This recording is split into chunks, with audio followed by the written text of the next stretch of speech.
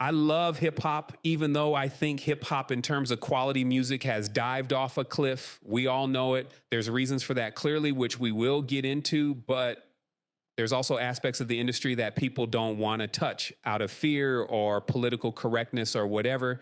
The amount of things that don't get picked up or commentated on is just astonishing. We will get into that, and you'll see the evidence yourself. No one wants to put two and two together. Originally, this video essay just used to be these edits back to back with no commentary, so you'll see the edits played in a way which tries to tell a story. But the edits themselves was a bit dry, and I don't think the power dynamics of what's going on is crystal clear to the viewer, so I'll attempt to make it so by adding my commentary and thus making the content a bit more original. Anyway, on with the show. Do you think I would trust anybody at this point in my life? Yeah, it's tough. It's tough. It's tough. I hear you. And it's also kind of good to see how much strength you got. You're not broken by any of this. You're under a lot of attack by a lot of people. You have a vision and you're trying to feel your way through it. And you might get destroyed for it. That's the human, that's the risk you take. It's a wonderful life, though. And this clip is from Kanye's famous podcast with Lex Fridman, and Ye's story will be clarified and dissected later in the video. It's one of the main themes. But right now, pay attention to the dynamic between Ye and Lex. Look at Kanye's eyes. It's like a cowboy at sunset, and he's about to draw, or two boxers squaring off at the press conference. And pay attention to the subtext of what Lex is saying. It feels a bit coded, like he's delivering a message. You might get destroyed for it. Maybe I'm a bit paranoid, but to me that sounds like a threat. Who would bring that up in a conversation anyway, in a conversation with anyone about anything? Hey, if you operate this cherry picker, mate, you might tip over with high winds and fall and crush your spine. You know, it's a bit heavy for an interview. But look at the delivery. Straight up, straight-laced, blank expression, emotionless black belt killer. And there's a lot of that going on in the video essay, as you'll see. So this sequence between Ye and Lex is a bit like Robert De Niro and Al Pacino in the 1996 film Heat. Tension distilled and thrown back and forth like a tennis rally. That word choice by Kanye, It's a Wonderful Life, though, sounds like code and an inside joke. It's a Wonderful Life is a 1940s film and a bit of a Christmas classic. I done some research as to whether it has some esoteric meaning, and other than the film having a happy ending when all looked lost, I can't find any. Kanye has a touch of the tism and will hit you with unexpected gems every now and again. Let's continue. I think he's in a dangerous area.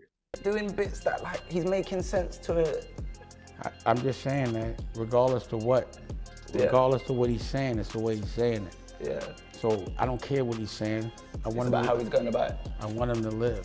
Yeah, okay. Now, 50 Cent is a G, one of the last truly independent artists in the music industry. It's actually a miracle he's made it this far in one piece.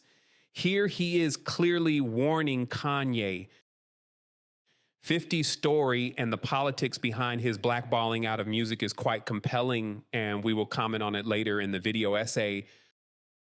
And here's Dame Dash, Jay-Z's old manager and the man who signed Kanye to Rockefeller Records. Listen to what he's saying here. I want him to live, implying Ye's life is in danger. Look at the interviewer's face. He initially presses Dame for an answer, a scoop, then recoils and instantly gets it and backs off. Again, strange comments that didn't get much fanfare at the time. Let's continue. I hope that this is what helps him to go find some real healing, because clearly he's hurting, right? And I don't see this ending well. I feel like he's moving like a person who doesn't feel like he's going to be here much longer. You know what I mean? And how much longer? I'm not even doing that, but I just feel like he's moving. I just feel like he's moving like a person who's not going to be here much longer. And I also feel like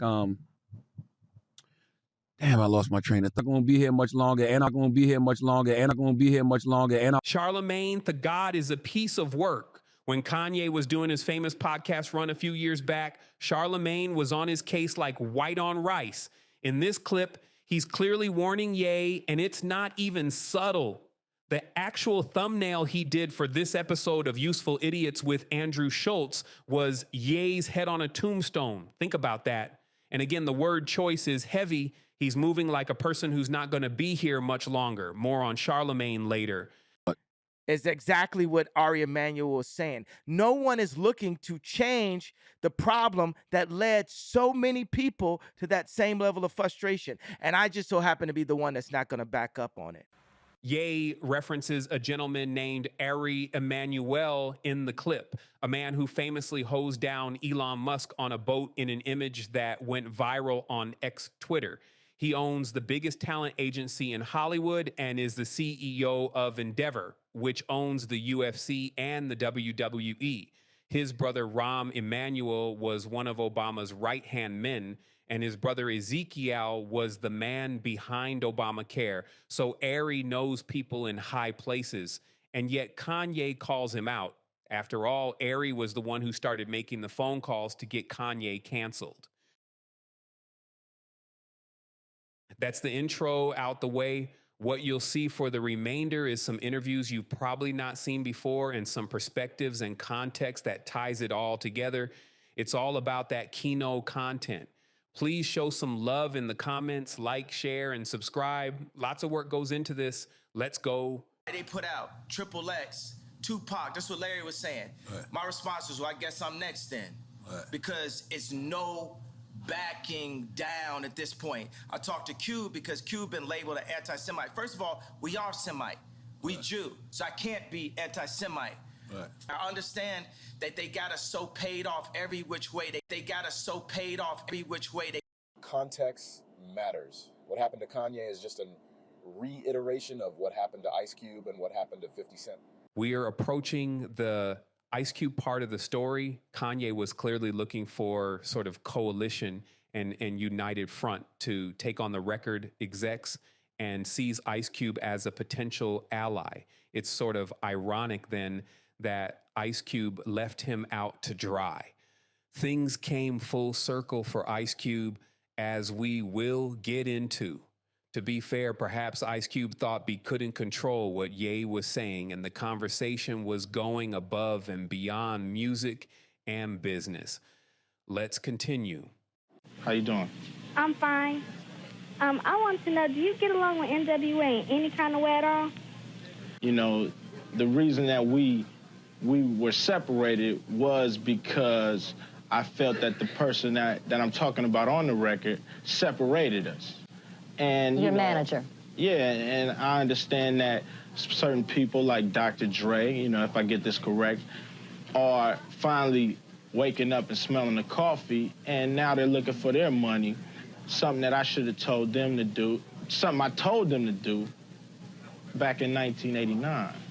The lyrics aren't really anti-Semitic, and I can't understand, you know, I listen to people like the Simon Wiesenthal and Rabbi Cooper, and am I getting this wrong? Are they saying that they condone what Jerry Heller or some of these other people have done to me? Do they say that it's all right for Jewish managers to get young black kids with talent off the street without without lawyers and without people that was helping me in my benefit to make records?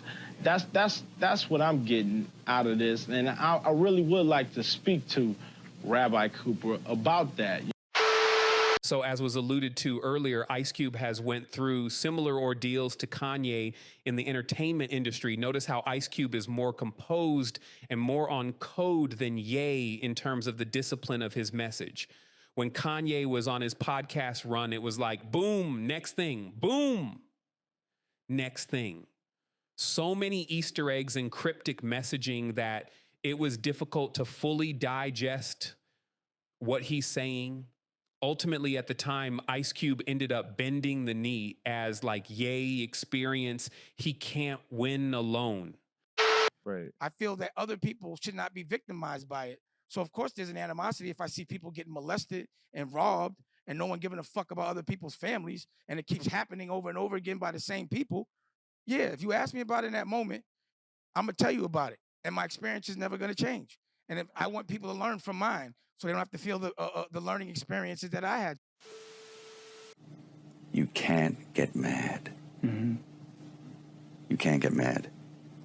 You can't let it get you, because you have to make a deal with everyone else, and it's almost unspoken that you are going to be fucked over at some point. But you understand. For me to be anti-Semitic in the business that I'm in would be economical disaster and suicide. Note that phrase, economic disaster and suicide. Nice little double entendre there. Economic suicide or literal suicide. He's not conceding anything, even though in cadence it sounds like he is.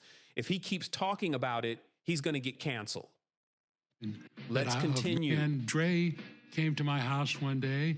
We lived right around the corner from each other. We all lived there together. And said, "Hey, man, you picked the wrong nigga." And I said, "Hey, man, I go home from the dance with who I came with." He came to your door and said that to you? Well, I was standing in the driveway. Oh, He came okay. over. We were neighbors, And he said that. And Doug Young, who was the head of promotion at Ruthless at the time, said, "Look, you better start taking Dre more seriously, because, this Suge Knight is really blowing smoke up his ass." And he did. And obviously, Dre was willing to leave death row with nothing. He walked out with no masters, no money, nothing. So obviously, he made the wrong mistake. I made his deal with Jimmy Iovine. So that deal, which is the deal that he lives with today, which made him close to a billionaire. So his Aftermath deal with Interscope, I made Dre's deal with Interscope. Okay. Which is the deal that he lives with today, which made him close to a billionaire. So his Aftermath deal with Interscope, I made Dre's deal with Interscope. Okay. So you see former NWA manager Jerry Heller almost delirious with glee when he says Dre walked away with nothing. Imagine you're Dr. Dre and you are the creative spark in the group and you put your heart and soul into it, and then your manager, who has no talent other than knowing the system, takes that away from you. That's what Mel Gibson said in the clip earlier. You're going to get screwed over at least once. And as soon as you accept it and don't cause any problems, then that is when you will be accepted back into the fold. And then you'll be allowed to start making money again. Because of the Super Bowl, I got an inquiry about the World Cup. Oh. And they had a budget of $9 million for it. Wait, how much? $9 million. Yeah. So they was going to give, I would have took one big. Right. Then the other, it's still for a one-off. Did you talk to M about it? Yeah, I called, talked to Paul and everybody around him. They killed it on the vine? Well, yeah, it's like, he's not going to do it. He's not going to move. So it didn't even get to M? Not with Paul. With Paul Rosenberg. Yeah. Both 50 Cent and Drink Champs podcast host Noriega allege in these clips and tweets that Eminem's manager Paul Rosenberg is gatekeeping access to Eminem. Notice that Noriega tweets this and then acts dumb when Kanye goes on Drink Champs and says what he says. But then again, acting dumb gives him plausible deniability. And Paul, no. Yeah.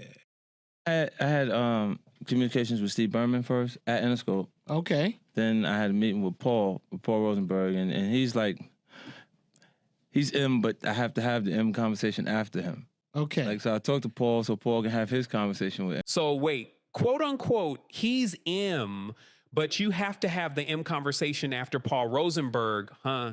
And look at the eyes of 50 Cent and the DJ. Yet another one of those coded conversations, it appears. Why is this happening? So you got to understand the powers that run this thing. 50 was always mad that he had all these sales, but he didn't have any Grammys. He's like, now why they don't want to put 50 Cent on the stage to get a Grammy? I've done all this work and I have nothing to show for it. And Jimmy said, you know what, 50, I'm going to take care of that for you. Don't worry about it. you know what? I'm going to fix it for you. It's not a problem. Because he helped Eminem with that album, and they trying to bring Eminem back. 50's over there marketing. He did everything they asked him to do, and they took care of him. They bought him a Grammy. As a collaboratory work on, what's that, Pop a Bottle or whatever, with Eminem, Dr. Dre, and 50 Cent. That was the only way, Crack a Bottle, whatever, that's the only way he could get a Grammy. Not for his own work, but for something they robbed Drake. Best I Ever Had was the best song of the entire year. And they got it to Crack a Bottle. Nobody played Crack a Bottle. I don't have the accolades that connect to the performance of my music. I don't have the trophies that match how big the actual records are. The one Grammy I have is for Crack a Bottle. I couldn't even have that without him. You just tainted it. It's like, I get it for this. Just for context, Eminem has 6 Grammy wins. Kendrick has 13. Even Chance the fucking Rapper has more Grammy wins than 50 Cent. 50 Cent famously lost out on the Best New Artist Grammy to Evanescence back in 2004. You can get the Grammy wins, but you need to play ball, something that 50 Cent has never done and has paid the price for it. Now, so did you feel that was happening on purpose at Interscope, or did you feel that they just didn't have what it takes to take the record where you needed it? I believe that, well, I know for a fact, like me and Jimmy, I don't even know where the disconnect happened. Mm-hmm. I know where my actual issues with him were created from, but for him, like we had a communication, we spoke to each other, and he expressed that he didn't like me. You see what Personally, I'm saying? Right. And he didn't go around and tell it to somebody. He told me. He told you personally. Yeah. So I mean, from there, you on the phone and he? No, we was face to face. We was talking. He kept it 100. See, you know what? You know what? You respect that, right? Yeah. I like. What happened is sometimes, like him and Steve Berman, at points they go, like they get defensive before I can actually say something. They think I'm getting ready to say. Like I've said things. Did you say why he didn't like you, Jimmy Iovine? Well, I mean, it stems from his passion for beats. Got you. So Jimmy has another bright idea. They're going to go into the app business, but 50 wants his money. 50's like, I just want my money. And it takes time to calculate all the money from the ringtones, like years it could take before you can get, your funds. Now, during this time, 50 has lost a lot of money in investments that didn't go a certain way. And then all of a sudden, here comes this curveball. And people didn't realize that 50 was losing a lot on a lot of his, like you hear about his victories more than his losses. He was kind of on a little downslide, like where it's time to chill and, looking at other ventures because the music thing wasn't panning out. The second G-Unit album didn't get pushed the way it was supposed to.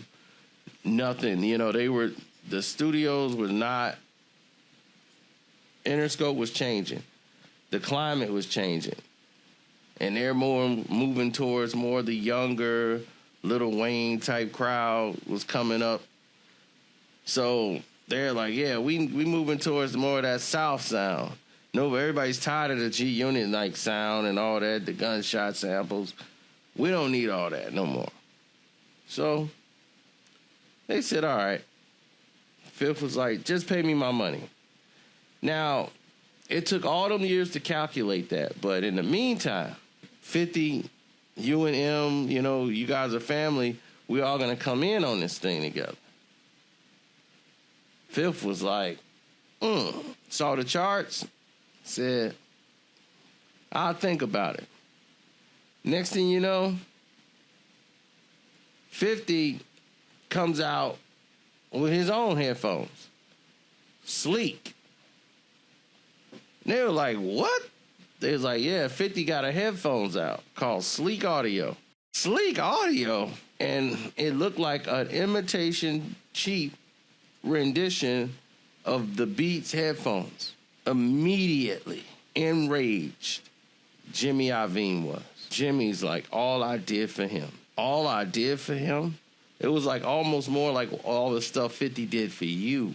But it always goes one way. This is why 50 Cent is a G and so respected. He fights back and turns the tables, and it's not something the execs are used to. Think about it. It's 50 and Dr. Dre and Eminem's name that's promoting beats.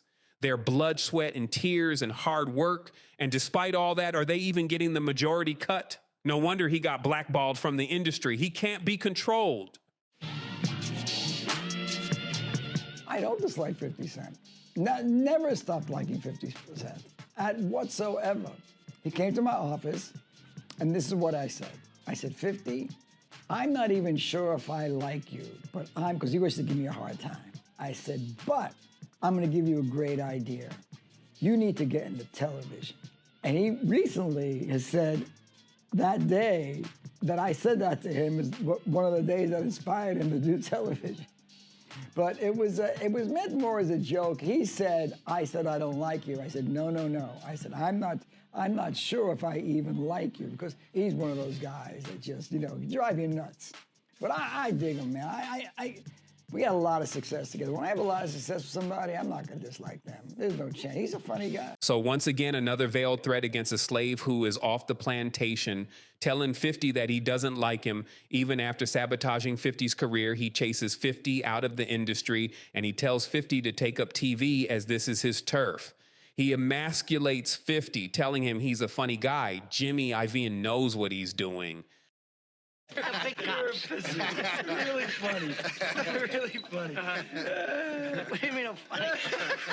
It's funny, it's a good story. It's funny. You're a funny guy. What do you mean? You mean the way I talk? What? It's just, you're just funny. It's funny, the way you tell the story and everything.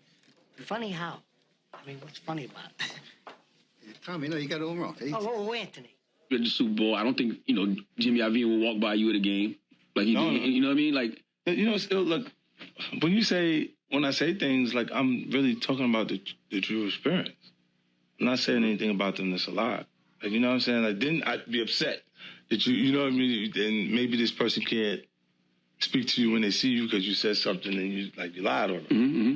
But if you said F Jimmy Iovine on a record. Can you see the patterns? Can you see the playbook? On a mixtape. Yeah, because he gave examples. He gave examples that it's okay as long as it makes money. I remember Ben Horowitz called me after 444 and said, I don't know about Jay giving up Jewish business secrets. And these secrets... When he's talking about building up the properties and stuff like that on 444. These secrets they not finna be a secret no more. Like if somebody tells me something, it's like, yo, I want to tell you this, but it's a secret. I'm like, I'm not your personal hard drive. You want to know what's more important than throwing away money at a strip club? Credit. You ever wonder why Jewish people own all the property in America? Start saying crazy stuff because I look and I go, oh, that's your big homie, right? And so he imaged himself after a gay painter. Your big homie want to look like a gay painter. What are we talking about here? We're talking about Basquiat.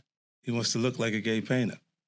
Oh my God, I think I know where we're going with this. So now look, Notice how 50 is always taking shots at Jay-Z and P. Diddy. Those two in particular are protected by the system, and 50 is always taking these little drive-by shots in the interviews, leaving little threads for the audience to pull. He's not like Kanye. He's a bit more cerebral and strategic. He'll stick and move and hit and run. He knows he's outmatched, but that doesn't mean he can't do damage in a guerrilla warfare type of way. 50 is the hero we need, but don't actually deserve. This how they did it.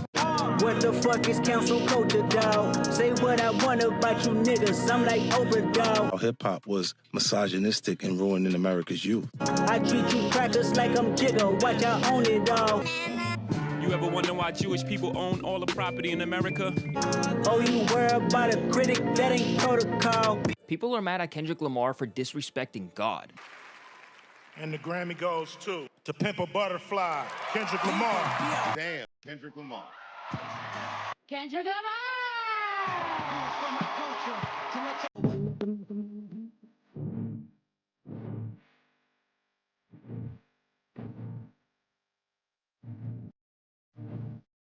was talking to Andrew Schultz. By the way, I hit Andrew Schultz about that. I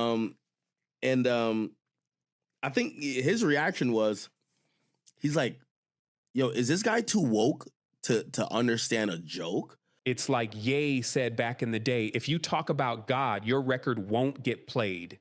The inverse of that is if you disrespect Christianity, you will get played and promoted. I'm not saying Kendrick isn't talented, all these dudes are, but who gets anointed to win all the awards and get the positive media spin is determined by things that are not about music. The system clearly has an agenda, and if you speak out against that agenda, you'll be 50 Cent. Kendrick's music has took a political turn in recent years, and if you look at the lyrics of N95, he's basically telling the listener that he is like Oprah and Jay-Z. Make of that what you will. When I used to walk into an office and have a white assistant with Lior, when I would walk out, Lior would always go, "You all right? They treating you okay?" Always. There was always that little like, are they, you know what I mean? Did they give you that little to the side thing ever when you're with black people? But you really think that Lior? I guess seen I him, believe bro, you. He's done it. But Not you really. feel like that's what it was? I It's like feel like it, bro. He's done it. I'm not telling you something because of intuition. But do you think he was worried about shit because of some shit that he had seen? Every time someone white came through, he didn't ask anyone black if they were all right. He only asked somebody white, and he made sure he did it every time. Every time I've been in a room with someone else, and there's no disrespect to Jewish people, I think that shit is gangster. But if you doing business with a Jewish person and it's the Jew against the other Jew, they got their thing going. Remember when Kanye West was shipping around his demo tape of Jesus Walks and no one would sign him? Kanye spoke about it at the end of Last Call. I guess they was looking at me crazy because I ain't have a jersey on or whatever. Everybody out there, listen here, I played them Jesus Walks and they didn't sign me. You know what happened? It was some A&Rs that fuck with me though, but then like the heads, it'll be somebody at the company that I say nah. Actually, even with that, I was still about to take the deal with Capitol because it was already on the table and because of my relationship with 3H. That, because I told him I was gonna do it and I'm a man of my word, I was gonna roll with what I said I was gonna do. Then, I'm not gonna name no names, but people told me, oh, he's just a producer rapper, and told 3H that I told the heads of the Capitol, and they had mail call me. They said, yo, Capitol pulled on the deal. Capitol pulled out of the deal. And, I told him that Rockefeller was interested. Dame Dash was the only one who would sign him. Dame is cut from 50s cloth. He knows what it is, but is a little more subtle. He also knows how to get a pawn to the other side of the chessboard and build himself allies in the industry. And he clearly has integrity and wants to do the right thing. He could have sold out 1,000,000 times over. Even the scenario he describes here, he could very easily be talking about the situation between Jerry Heller and Jimmy Ivey, which was the clip from earlier. Two record execs discussing the terms of their contractual slave, in that case, Dr. Dre. Now we're getting onto the Liar Cohen part of the essay. Let's continue. Right. And that's how it goes. And that's almost how it should be with all cultures. I don't know what's this opioid thing, man. Well, being a crackhead wasn't cool back then. Being a crackhead wasn't cool. Now they seem like they're making it cool to be drinking lean and syrup and it's the most dangerous. It's the most dangerous thing that's facing our society. So why sign an artist that would promote that? Because I already answered that question. You weren't paying attention. Look at the body language in the room. All the hosts are terrified of Lear Cohen and are afraid to press him when he says some ridiculous comments. Look at Charlemagne. His whole modus operandi is the host that presses you and asks you difficult questions. To be fair, when Cohen says that opioids are the most dangerous thing in society, the obvious response question is, well, why did you sign artists that promote that? And they did ask that. That was brave. The hosts are not enjoying themselves in this interview, but Cohen was not happy that question got asked. Seconds later, he snaps at Charlemagne and puts him in his place, saying he already answered that when he hadn't really answered it. Charlemagne looks crestfallen. He's doing the interview equivalent of Jenga. Moreover, Leor Cohen is so arrogant, he can't help but spill the beans on what his operation is and is leaving so much red meat on the table that if the hosts don't ask the relevant questions in response to that, the listeners will consider them frauds. So Charlemagne and DJ Envy, etc., are stuck between a rock and a hard place. If they can't grill the exec, the listeners will grill them, because what Leor Cohen said in this interview was outrageous. She asked me talent or issues, and I said talent. But I have to, I can't give up on people. But I'm saying that's hypocritical, though. You're saying the it's opioid problem's a problem. opportunistic. Yeah. I got people to feed. I got a business to run. You're gonna make Dame Dash take this clip and call you a culture vulture. Who's Dame Dash? You brought him up. I don't even know him. So you bring his name up. I don't even know him. So y'all made a lot of money together. Made a lot of Come money. on, Leo. Don't do that to him. I don't know him. I really don't. So, couple of things. So Leor Cohen is lying and clearly knows Dame Dash, as the picture proves and Charlemagne correctly points out. Second, Cohen literally spells out that he is an opportunistic vulture, perhaps misreading the room in that black people have a hate the game, not the player mentality, and wouldn't mind if he just lays out that he doesn't mind damaging communities so long as it makes him and his people money. And perhaps it would have been the case 20 years ago that blacks would have just shrugged their shoulders. But it's a new day, and America is tired of his people's antics. Also, look at Charlemagne's face. He hates Leor Cohen. It's almost like Charlemagne is in a hostage rescue situation and Leor is just punking him. The letter is the secret meeting that changed rap music and destroyed a generation. Damn. So it says, hello. After more than 20 years, I finally decided to tell the world what I witnessed in 1991, which I believe was one of the biggest turning points in popular music and ultimately American society. I have struggled for a long time weighing the pros and cons of making my story public, as I was reluctant to implicate the individuals who were present that day. So I've simply decided to leave out the names and all the details that may risk my personal well-being and that of those who were, like me, dragged into something they weren't ready for. So he says, between the late 80s and early 90s, I was what you may call a decision maker with one of the more established companies in the music industry. I came to Europe in the early 80s and quickly established myself in the business. The industry was different back then, since technology and media weren't accessible to people like they are today. The industry had more control over the public and had the means to influence them any way it wanted. Right. This may explain why in early 1991, I was invited to attend a closed-door meeting with a small group of business insiders to discuss rap music's new direction. Rap music's new direction. Yeah. Little did I know we would be asked to participate in one of the most unethical and destructive business practices ever seen. Crazy. So this was the meeting. The meeting was held at a private residence on the outskirts of Los Angeles. I remember about 25 to 30 people were being there. Right. Most of them familiar faces.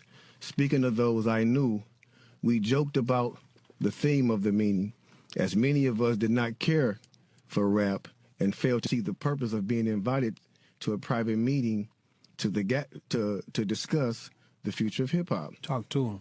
Among the attendees was a small group of unfamiliar faces who stayed to themselves and made no attempt to socialize beyond their circle. Based on their behavior and formal appearances, they didn't seem to be from our industry. Our casual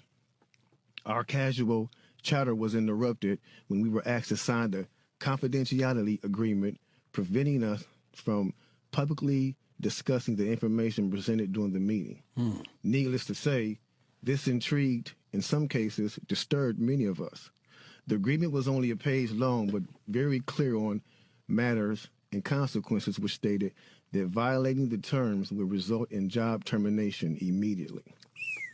We asked several people what this meeting was about, and the reason for such secrecy, but could not find anyone who had the answers for us. A few people refused to sign and walked out. Nobody stopped them. I was tempted to follow, but curiosity got the best of me. That's right. A man who was part of the unfamiliar group collected all the agreements from us. So now it's going to get to the good part because the meeting about to start. Talk to him, Jake. It says, quickly after the meeting began, hold on one second. Get your popcorn, y'all.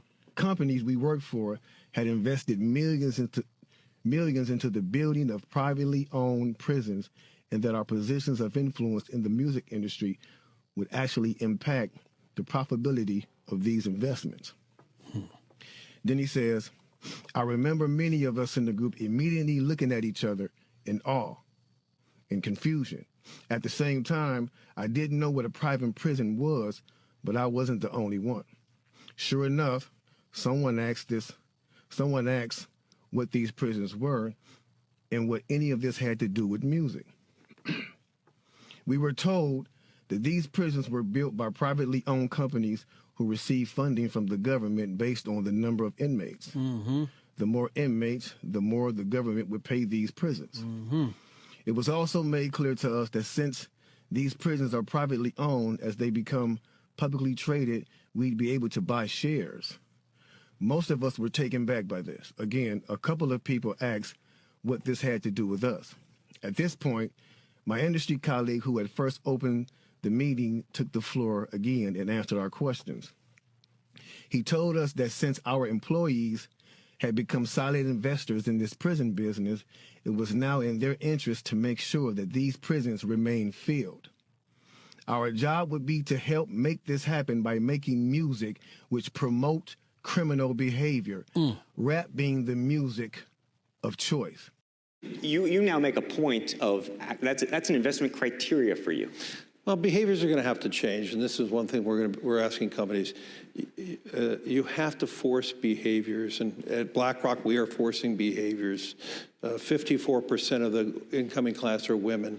We added 4 more points in terms of diverse employment this year, and what we are doing internally is if you don't achieve these levels of impact, your compensation could be impacted. Okay, we're doing the same thing. And so it's just you have to force behaviors. So Bone Thugs and Harmony read out a letter from a whistleblower in the record industry stating what actually transpired to turn hip hop in a more gangsta rap direction, which will segue nicely into our Tupac and Biggie section of the video essay.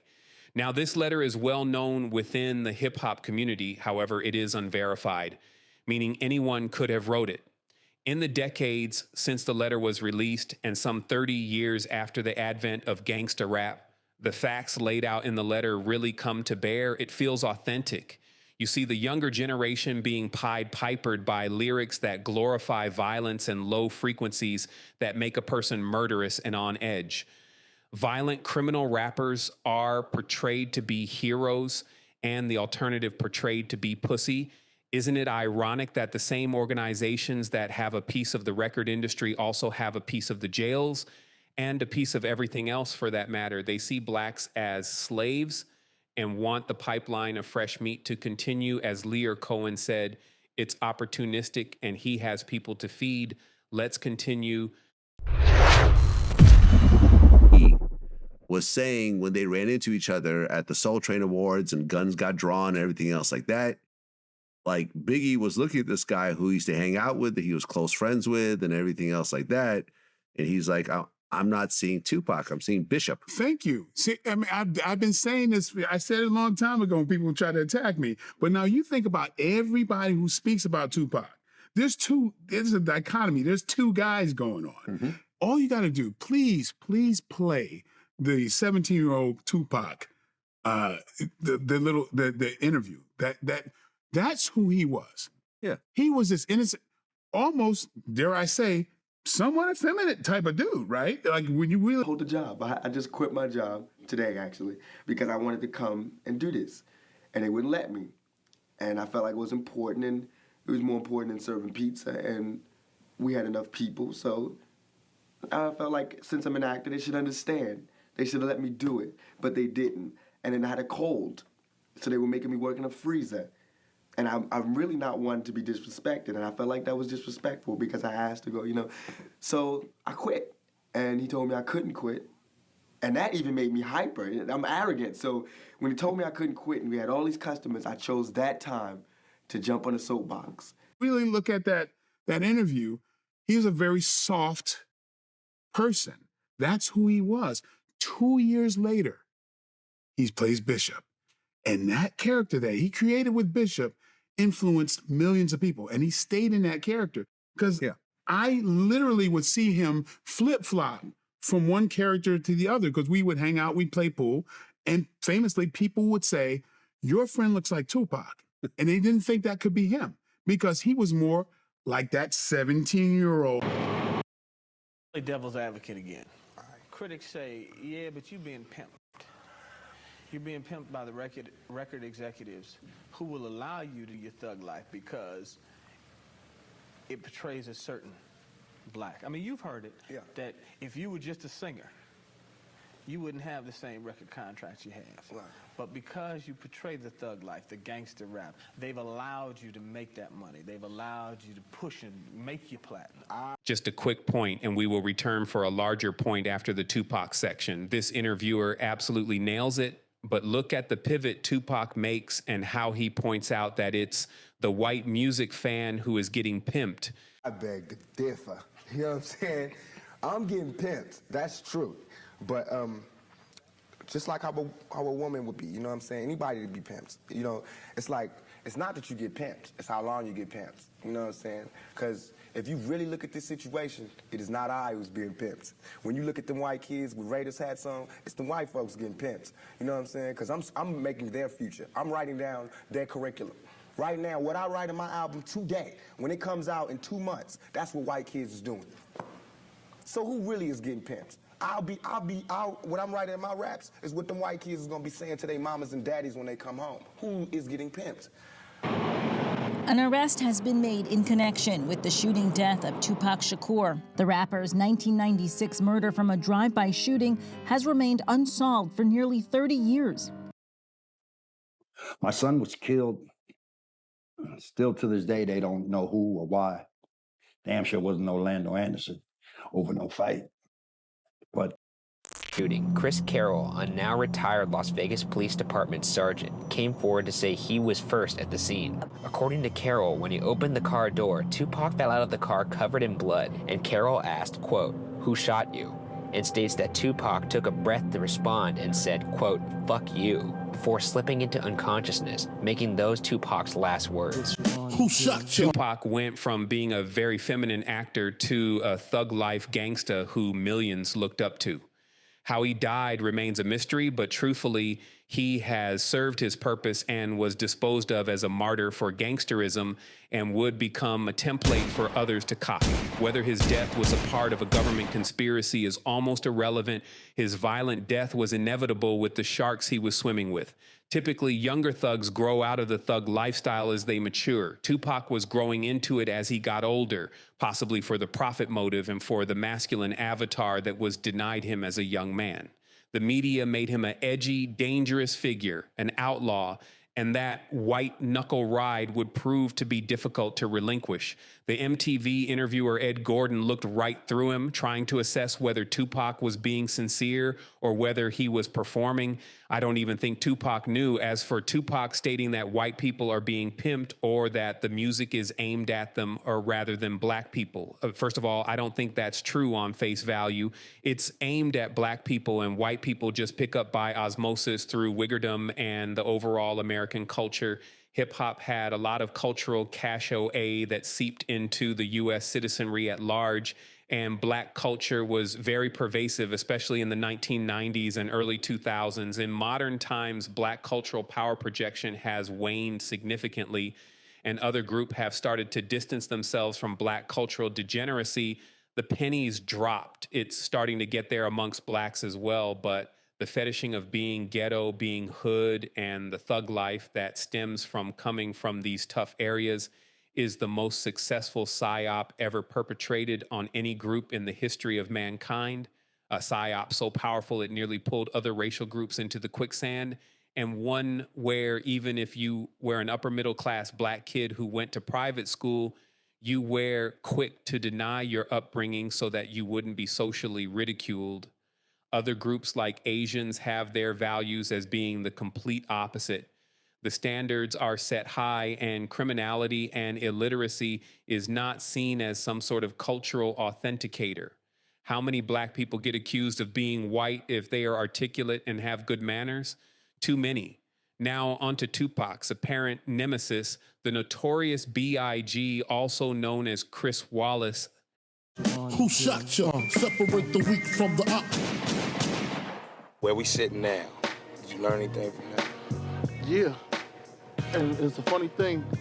I kind of realized how powerful Tupac and I was. You know what I'm saying? Because we two individual people, we waged a coastal beef. You know what I'm saying? One man against one man made a whole West Coast hate a whole East Coast and vice versa. Now think about how convenient it was at that time for the powers that be in the mid-1990s for a whole East Coast to hate a whole West Coast. You had riots in LA after Rodney King. You had Million Man marches. You had a lot of very militant pro-black messaging. Then something comes along and manufactures a crisis, a schism, and your people are divided and ultimately conquered with a bottom of the barrel, low brow, I rob, I shoot, I sell drugs message with a funky soundtrack and a bombastic orator on the mic. Think about that. And now that decades have passed and the dust has settled, you can see that period in time for what it was. That's why I've chosen these videos in the order I've chosen them. The artists are telling you themselves what it is. Biggie just said it, a whole coast fighting a whole coast. And Bad Boy, we're feeding into it. When you release a song like Who Shot Ya, regardless of whether the song was recorded or written before or after Pac got shot, you know what you are doing. You're stirring the pot. You know what I'm saying? And that really bugged me out. Like, yo, Duke don't like me, so this whole coast don't like me. You know what I'm saying? I don't like him, so my whole coast don't like him. It just kind of let me know how much strength I had. So what I'm trying to do now, you know what I'm saying, with his untimely demise or whatever, I gotta be the one to flip it. Rumors about Biggie being gay started a long time ago, way before the world knew about Diddy's dirty dealings. The truth of the matter is the rumors didn't exist until Biggie met Diddy. When Biggie met Diddy in the early 1990s, many observed a shift in the rapper's demeanor. He started hanging around people who were rumored to be bisexual or full-on gay at the time. Even Mr. C, who linked him up with Diddy, was widely known to be bisexual too. But the rumors started hitting up after Diddy signed Biggie Smalls to his Bad Boy record label in 1993. Biggie became a completely different man. Museum in Los Angeles, Christopher Wallace, aka Biggie Smalls, or the notorious B.I.G., was attending a Soul Train Awards after party. At approximately 1 a.m., Biggie Smalls left the party with Sean Combs, aka P. Diddy or Puff Daddy, and CEO of the East Coast record label Bad Boy Records, the label that Biggie was signed to. P. Diddy left in a car with others, and Biggie left separately with his driver and two friends. Biggie's car followed Diddy's car while heading north on Fairfax Avenue, but only Biggie's car would get stopped at the stoplight on Wilshire Boulevard. While Biggie's car was stopped at the intersection of Fairfax and Wilshire, a black Chevy Impala pulled up and fired a gun at Biggie from the driver's side window, hitting Biggie 4 times. Of the 4 people in the car, Biggie was the only one who was hit. Told me that they thought that Puffy actually killed Biggie. I did hear that Puffy, as CEO of Bad Boy, would actually make a little bit more money posthumously off Biggie Smalls records. I feel like I've also heard rumors that Biggie was thinking about leaving Bad Boy. As time goes on, it's clear that Biggie had some sort of bisexual relationship with Diddy, and that Diddy was something like the Jeffrey Epstein of hip hop.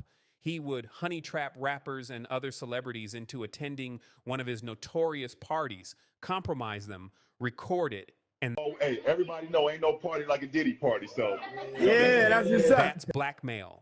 Very few rappers acted independently from the Diddy control, and Sean Combs himself was originally groomed for the role by other record execs. The extent to how far this goes, no one knows for sure, but it certainly looks like intelligence agencies are using blackmail to control artists, control culture, and therefore control the masses. Biggie was another one like Pac, Raised by a single mother, he was lacking in male influence and perhaps overcompensated by appropriating a gangsta message to hide that insecurity. People like that are easy to manipulate by the media alone, never mind an Iago or a little finger whispering in his ear.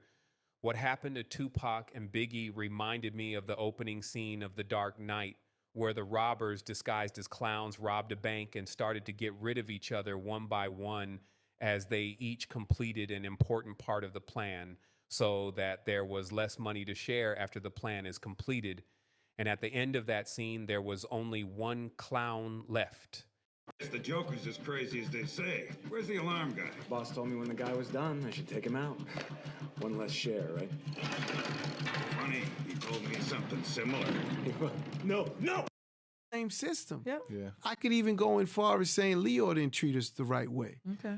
You know, and that was our guy. So they had Jimmy, we had Leo. Yeah. Nah, Leo had a big poster with 50 Cent in his office.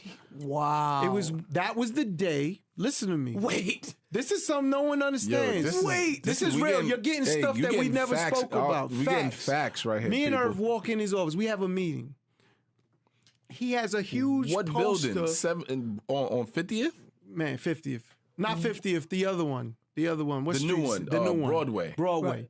So on his wall, it's got to be bigger than this. He has a picture of him and 50. He's hugging 50, and he's giving the finger. Wow. And he tells us to turn around to look. Oh, no, he didn't point the picture out. Like you could already see it. He said, "Did you see that?"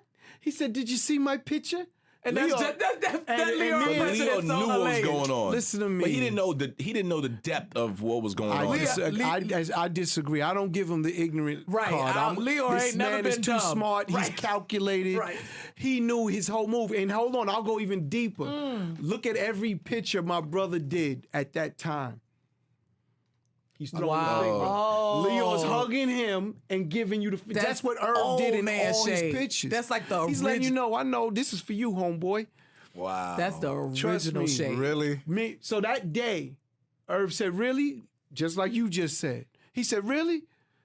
He said, "I'm out of here." And we walked out. He called a meeting in our office. We was out the building. We was on 34th Street and 9th Avenue. Okay. And we called a meeting, and he says, "It's over." So when you ask me, why did we stop murdering? He said, "It's over." One of the themes of this section is to show that Lear Cohen has no loyalty to anyone in the industry.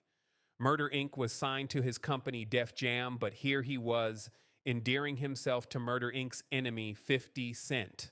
And Murder Inc. had made Def Jam a lot of money. Clearly, as Cohen himself had said on The Breakfast Club in a subliminal way, it's not just about making money, it's about pushing the agenda. And the agenda at the time was gangsta rap. Once gangsta rap was played out, the lean cough syrup opioid angle was executed. Cohen has a boss. He gets the orders from up high and he enforces them. P. Diddy is another rook on the chessboard. One of the reasons gangsta rap became played out was 50 Cent himself. 50 Cent was a real gangsta. Ja Rule and Irv Gotti are not, but to compete, they had to affiliate with real gangstas, which created real issues for Def Jam, real heat. Once 50 Cent and G Unit came and went, it sucked all the oxygen out the room for gangster rap as a genre that was like money trees for the industry rotted on the vine and became a legal headache. The powers that be discarded it, and 50 Cent was blackballed from the industry. They told me when Professor Griff went nuts in Montreux, Switzerland, talking about the Caucasus Mountains and monkeys and everything like that. They told every single executive, Jewish executive, told me to drop Public Enemy and not work with them. You know what I did? I brought Chuck to the Holocaust Museum. Editor's note, just like Ice Cube had to do for his comments. Let's continue. No, I don't. Problems is problems. I try to fix problems. And at that time, there was discussions going on in the group, along with people that was associated with the group, and we was running down who owns the music industry and who owns the production companies and this, that, and the other. So when the interviewer, black man, asks a certain series of questions, I used to travel with suitcases full of books. Hell, I was a minister of information.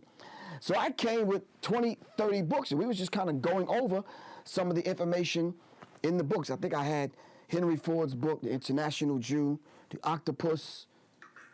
I can't remember all of the books that I had, but we had that discussion about who controls the entertainment industry. So out of that conversation, which was an hour and 10 minutes long, I think people, if they watch the interview and they do just a little bit of research, you will see that Lyor Cohen is a very masterful liar. And he's a rapist like Dame Dash called him. He rapes the culture. You understand what I'm saying? And you could see, even in what you just said, you could see the same old venomous tactic that he always uses. Because he did the same thing with me and Chuck that he did with Dame and Jay. Right. He went and put his arm around Jay, and then Jay ended up leaving Dame Dash. Some statements were made that Chuck D, Flavor, I don't know about Flavor, Terminator, not, I can exclude him, but everyone else in the group knew I was telling the truth, and to this day. So, but yet, they put their arm around Chuck, whisper in his ear, and Griff ended up getting thrown out of the group. How did that happen? Dame Dash is right. Why don't you get the story from the flip side of the coin? Why don't you ask some other people? Ask the Lyor Cohens, because I met with Lyor. I used to battle Lyor on philosophy, on history. Me and Lyor used to go at it for hours. Yeah? Wow. For hours. You could ask him. You could ask Chuck or anybody. Me and Lyor used to go at it for hours. Not in an angry, hostile kind of way. We had respect for one another, but we used to debate about history. Mm-hmm. But I didn't know he was going to wield that kind of power after one of the conversations. After we had many conversations, but after that one, I guess he got his feelings hurt. And I guess shortly after that, I was out of the group. Conversation with the tall Israeli dude that's running this rap shit, as Mos Def said. Because it's a tall Israeli running this rap shit. That's what Mos Def said. I'm having conversations with this tall Israeli dude. So when do you talk about it? When you get out of the industry? When do you talk about it? When do you talk about the Chuck Berrys and how they took and credited someone else for rock and roll? When do you talk about the Little Richards? When do you talk about the same thing James Brown talked about and Michael Jackson talked about? When do you talk about these things? When do you talk about the same thing Shaka Khan and other people talked about this music industry? When do you talk about the same thing that Whitney Houston talked about this music industry? So I must be keeping good company then, man. You understand what I'm saying? Divide and conquer. Professor Griff nails it. What Lyor Cohen did to Dame and Jay-Z is what he did to Public Enemy back in the day. Not only divide and conquer, but also isolate. Look at how isolated Eminem has been throughout his career, as 50 Cent and Nori have spoken about in this video. The record execs divide, conquer, and isolate. Lyor Cohen literally said to The Breakfast Club that all the records execs and 95% are of a certain persuasion, collaborated to blackball Professor Griff from the industry. That touches on what Ye was talking about on Drink Champs. It's a conspiracy, and it's not in secret. They will come to these big radio shows and tell you, and then gaslight you and tell you that you're paranoid and hateful when you bring it up. Moreover, they will force you to visit their institutions and make you give penance to them to enter into their victimhood frame whilst they are fucking you over. And what the abuser does, spin the situation to absolve themselves of any blame. It's not the books you read, but the order that you read them, Anon. Now you have been, called a culture vulture. I'm going to say that. Now, how do you respond to, because people have called you a culture vulture before? I'm 37 years doing this. So there's good, oh boy. So when you're 37 years and continuously inventing yourself and winning, there's a small subset of people that don't like those people. That their fortunes may not have reinvented themselves, that are upset. But like I said, I don't really pay attention to them. You know, the first time that I ever heard that Dame Dash had an issue with me was my daughter called me up and asked me, who's Dame Dash? I don't pay attention. People feel like you broke up Rockefeller. That's what they say. You got in Jay's ear and told him get away from Dame. I think you got to talk to Jay and Dame and Biggs, Tata, you know. I don't know what to say to that. So I always have an expression. You say we're friends. Mm-hmm. And I said, man, you gave a shitty interview. And you said, man, I thought we were friends. We're not friends any longer. You know what I say? We were never friends in the first place. If we can't survive that. 100%. So if their partnership couldn't survive, then what's, you know, how could, if it was me or anybody else? No outside influence should be able to. Right. Notice how spooked the presenters of Drink Champs are. They know who the boss is, just like Charlemagne and them did. Cohen champions 360 deals where the labels get percentages off your live performances and whatnot. It's slavery. So many artists end up in poverty, and if they complain too much, well, look what happened to Michael Jackson and Prince. But that's the thing. These podcasts and radio hosts know, and Leor Cohen knows that they know. And Lior just goes into the studio and just flexes on them, just punks them in front of millions. What could the artists do? Unionize? The artists in the industry are already isolated, divided up, and conquered. Any buck that speaks up gets made an example of. Kanye tried to warn these people, but no one in the industry spoke up and had his back.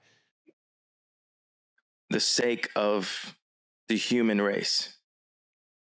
There's things in capitalism, there's things in technology. Well, technology and original human species can exist in a peaceful way, as long as the people that know how to make robots aren't using their robots to control the humans. Like, most of American big tech is run by Zionists. Look at the majority of the CEOs and their supporting staff. Whether you think that is a good thing or a bad thing is in the eye of the beholder. Interesting to note that Leor Cohen also became the head of YouTube Music, having previously been at Def Jam Records. Talk about failing upward. I want us to change I want us to change what the normal is. You know what I mean? And I'm watching it happen, and I know I'm a part of it. Is exactly what Ari Emanuel was saying. No one is looking to change the problem that led so many people to that same level of frustration. And I just so happen to be the one that's not going to back up on it. I mean, you've spoken about that, saying like, I got fucked over in the business side. I promise that I had to stop envying cool people at their current cool time. If anything, if someone's cool and I say their name a lot, I'm going to flash the light on them so much that it ages their coolness. It's actually showered in compliments. Kanye's giving you game right here. That's what happened to Andrew Tate. At one point, he was the most popular man on the internet. Then he became oversaturated and played out quicks. God, then me, and then fuck everybody. You know what I mean? That's really how I live my life. Yeah, I'm talking business. We talking CIA. I'm talking George Tenet. I seen him the other day. He asked me about my Maybach. Think he had the same, except my tenant, and his might have been rented. You know, white people get money, don't spend it, or maybe they get money by business. It's an example of how the Jewish people have their hand on every single business that controls the world. And everybody knows that faux fact. Like, you ever seen the movie, Lego Movie, where the guy realizes everything is the same company? That's what's happening. By the way, we can't be mad at them, and you can't call me anti-Semitic for calling out. You can't call me anti-Semitic for saying I'm going DEFCON 3. I think what you said though is important though. That sounds pretty anti-Semitic, except for the fact that I am Jew. And you said you can't be mad at them because you want to do the same. That's an important thing to say. I can't be, but I am because I'm jealous, because I'm a human being. And you want the same for... And I'm a competitor. I want my people to rise up like the Jewish people. I'm a competitor. I feel that if I am not the leader, I'm one of the strongest, most vocal leaders. And I feel Lauren is the leader. Saying that he is a representation of the fact that Jews always have their hands on every important business in the world. I need you guys to understand that is the foundation of what led to the Holocaust. That is the beginning. To be honest with you, I don't even feel comfortable talking about this. I'm sweating right now. There's certain things I don't like to talk about, and I love Jewish people, but they're powerful. I don't want them to misconstrue anything I'm saying or take anything I'm saying the wrong way. So I would much rather not even have this conversation. Think about how wild it is that Charlemagne will say in 2011 he is afraid to talk about that powerful group, and saying so in an almost comedic way, and then attack Kanye almost a decade later for doing what he was afraid of doing. Charlemagne is probably being blackmailed like Meek Mill. They catch a case and they switch up and act like feds. Many such cases. Crown the king. Have the king change the culture. Extract every piece of gold from the king, then discard and replace them. Repeat the process. I think a good response first of all, would be. I think just reflexively naming things anti-Semitism is as reductive as some of the things that they might be saying. It immediately shuts down a conversation. I would say that people said that they perceived a promulgation of, even if with a comedic intention, a promulgation of anti-Semitic tropes. That doesn't mean the person is an anti-Semite. Comedy is reductive. And I think part of what it is we play with tropes because everyone has prejudice in their lives and in the way that they view things. And comics rely on those prejudices as a shorthand for our material. Even the wokest of comics plays with tropes to a certain extent. But my point is, the most interesting thing to come out of this, in my mind, was something Kanye said on his tour that he was doing after he said that, and then he got interviewed by 5, different people because the media model is arson and conflict. He said something fascinating in my mind. He said, hurt people hurt people. And if the point of all this is then to heal people, the only way to heal a wound is to open it up and cleanse it. And that stings. That hurts. But you have to expose it to air. And I'm afraid that the general tenor of conversation in this country is cover it up, bury it, put it to the outskirts, and don't deal with it. And what I would say is, look at it from a black perspective. It's a culture that feels that its wealth has been extracted by different groups, whites, Jews, things. Whether it's true or not isn't the issue. That's the feeling in that community. And if you don't understand that that's where it's coming from, then you can't deal with it. And you can't sit down with them and explain that being in an industry isn't the same as having a nefarious and controlling interest in that industry and intention, right? And that's been the anti-Semitic trope. But you need to be able to meet people from what their community is feeling as well. So, and early in my career, I learned that there are 2 words in the English language that you should never say together in sequence. And those words are the and.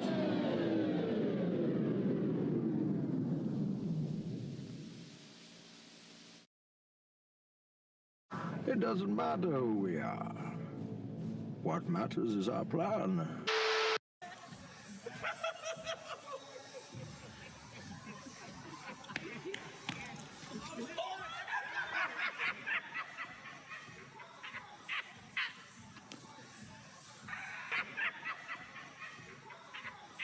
But he was an informant for years.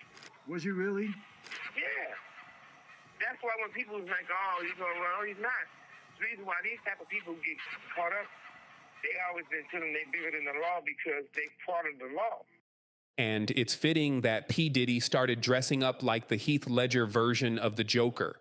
In The Dark Knight, Joker gives Batman two choices: save the love of your life, Rachel, or save the man who could retire the Batman in Harvey Dent. Passion or practicality.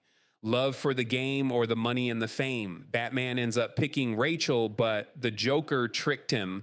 It was actually Harvey Dent or Two-Face in that location, and Rachel ends up dead. To continue this analogy, you could end up chasing your dreams in Hollywood and do all the correct by the book things, work hard, and end up being corrupted anyway. You could be squeaky clean and turn up all innocent to a Diddy party, and you're naive.